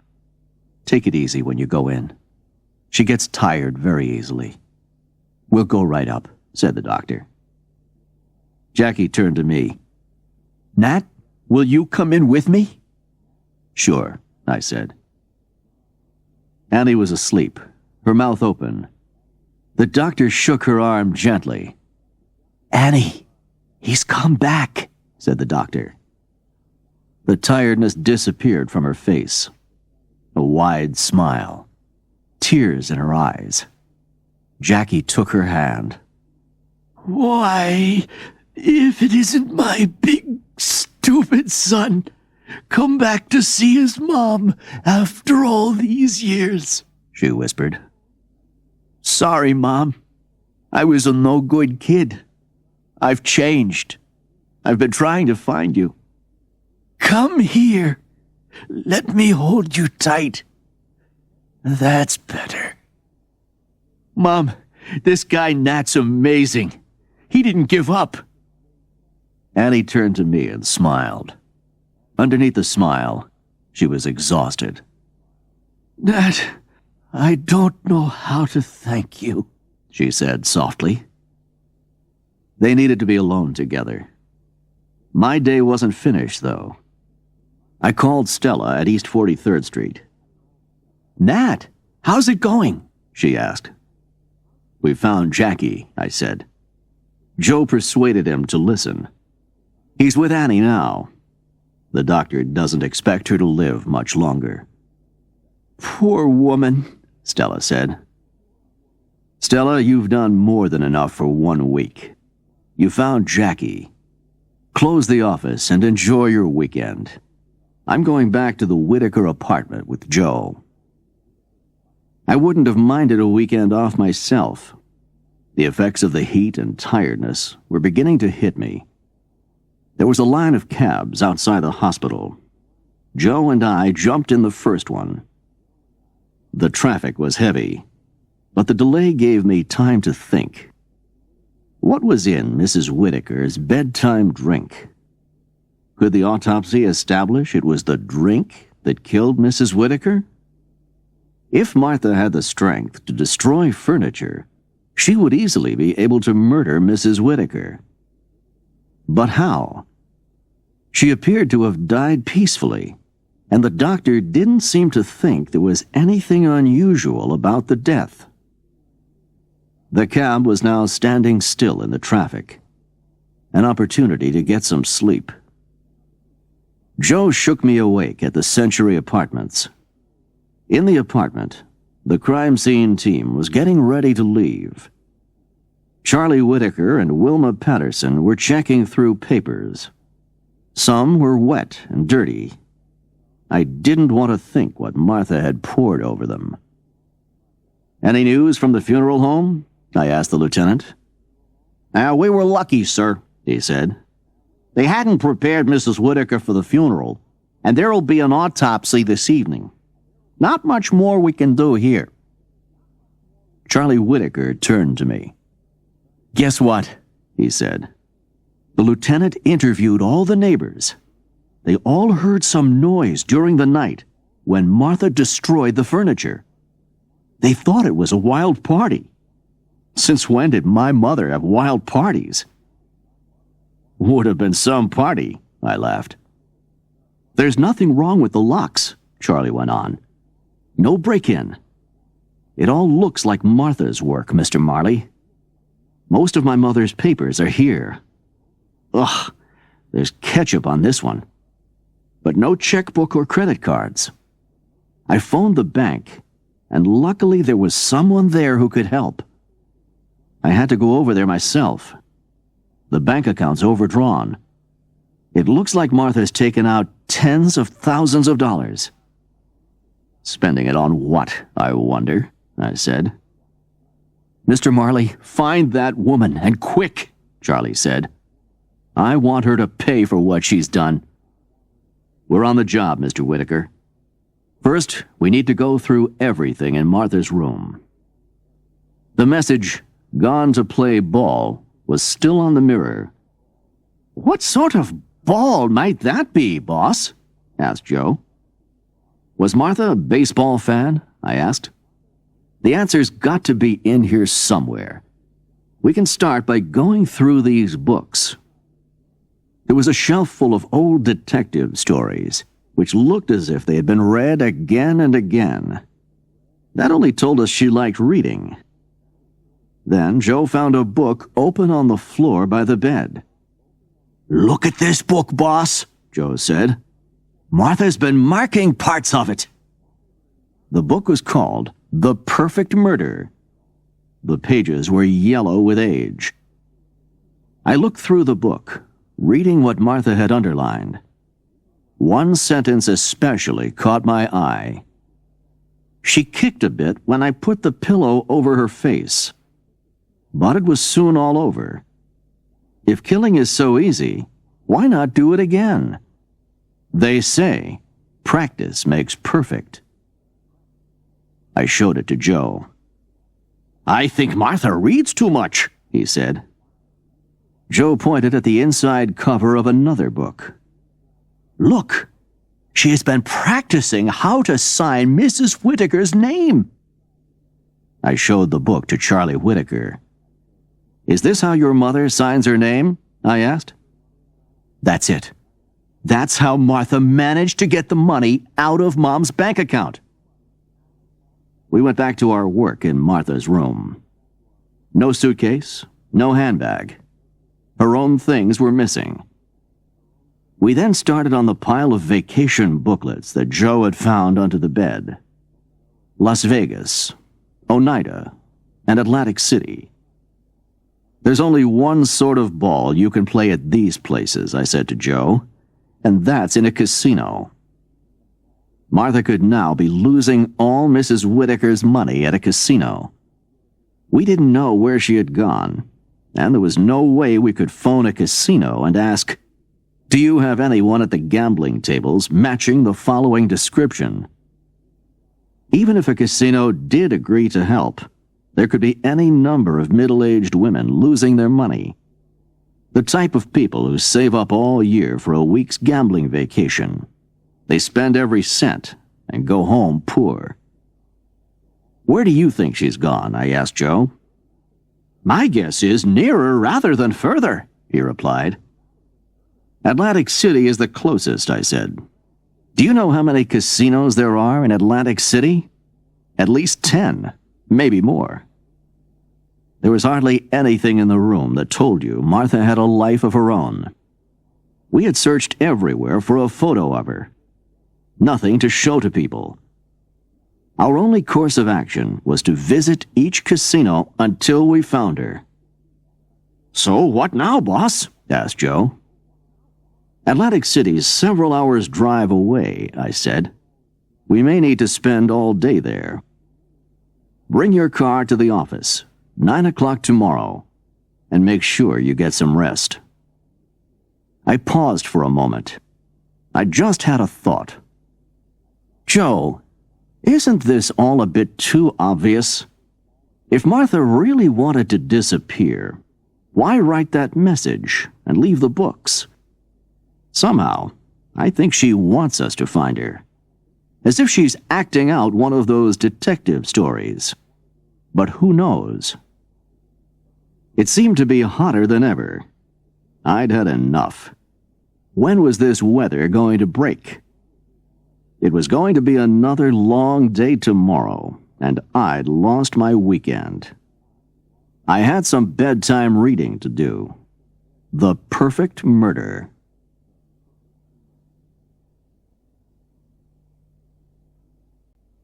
Chapter 12. Atlantic City.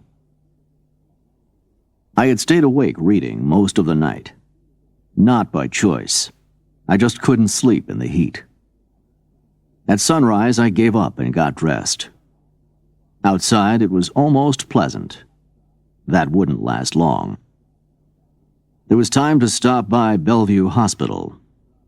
I knew it would be too early to visit Annie, but maybe the nurse would be able to tell me the latest on Annie's condition.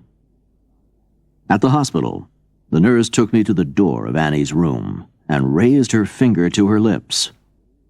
"Not a sound," she whispered. "Just look at this." Annie Clayton and her son Jackie were both asleep. Jackie was sitting beside the bed, with his head on the pillow. Annie's hand was in Jackie's. "He hasn't left her all this time," said the nurse. "What about Annie?" I asked. She led me away from the room. She looked serious. I was expecting the worst. "There's nothing more we can do," the nurse said. "It's just a question of waiting. It could be today or tomorrow." "I'm sorry," I said. "Call me if there are any developments." At East 43rd Street, I called police headquarters to check if there were any results from the autopsy on Mrs. Whitaker. The news didn't make me feel any better. "They say she died of a heart attack. If it's a natural death, then there's nothing more to do." "What about the results of the drug tests?" I asked. "It's too early. Tomorrow, maybe." The problem was how to make the NYPD believe it was murder. If the drug tests showed there was a normal level of the drug in her body, we couldn't show that Martha murdered her, unless she admitted it. Joe arrived at the office bright and fresh. Me, I couldn't stop yawning. "Why are you so cheerful?"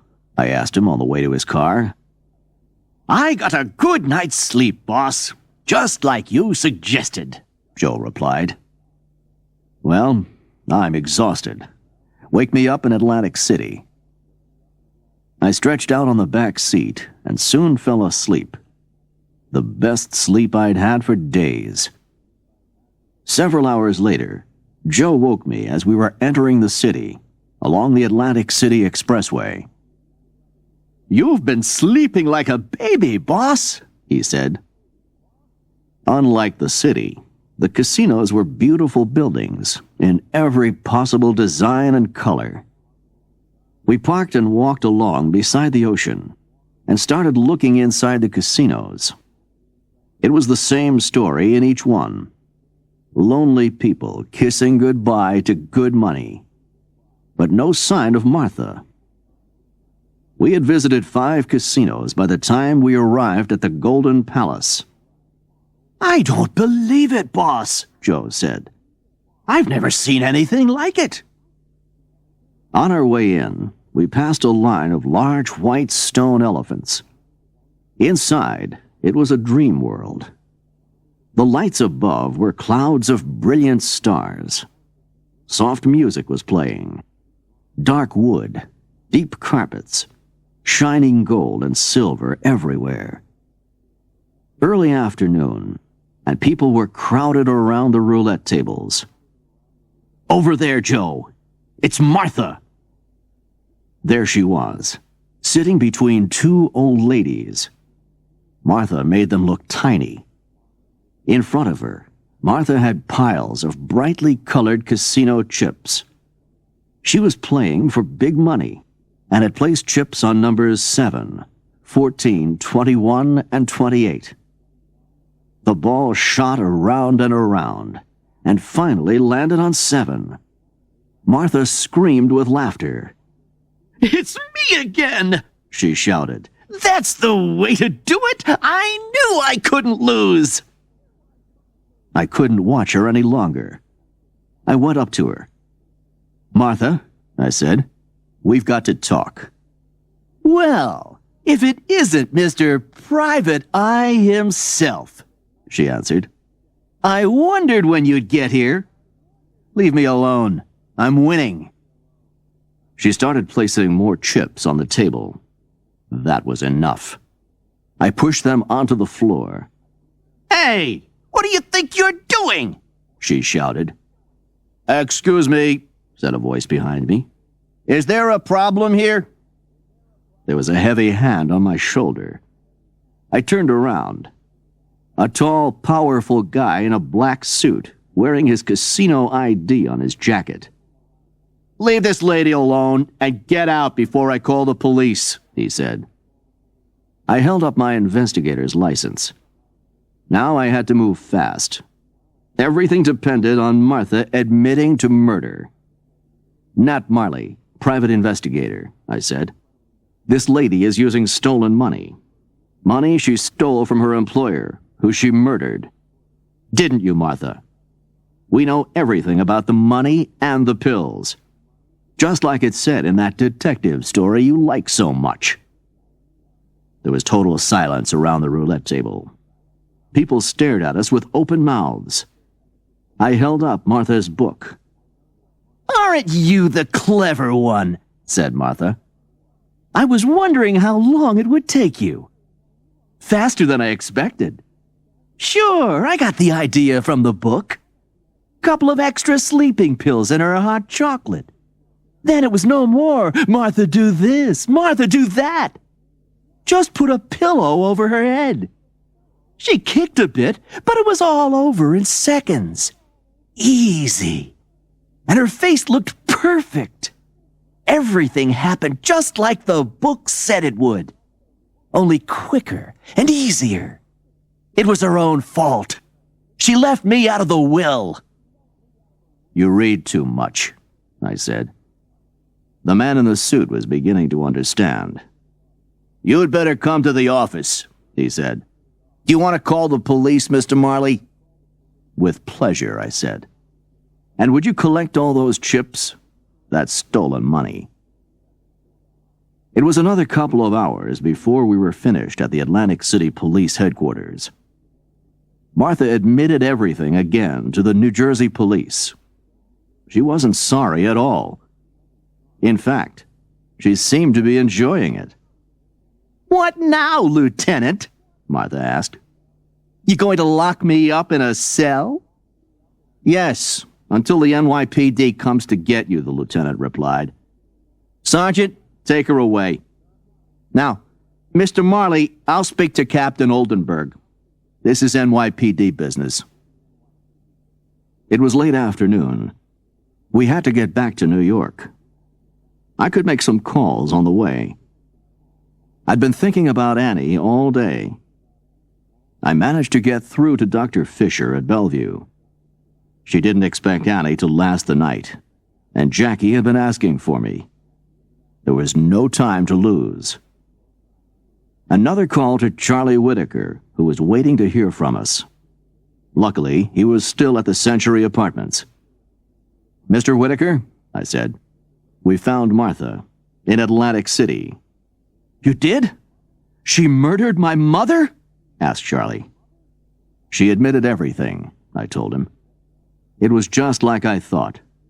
She was gambling at the casino like she was a millionaire. The money's not important, Charlie said. I want her to pay for what she's done. Don't worry, she will. It was dark by the time we reached the hospital. Jackie was waiting for us outside Annie's room. You guys are great. All you've done for us, said Jackie. Don't mention it. How's Annie? I asked. Mom's going slowly. She's unconscious now. She managed to talk about old times. At least she's not in pain. We'll stay with you, Jackie. At a time like this, you need friends around you. I've known your mother for a long time. I want to be there when she leaves us. Jackie went back inside.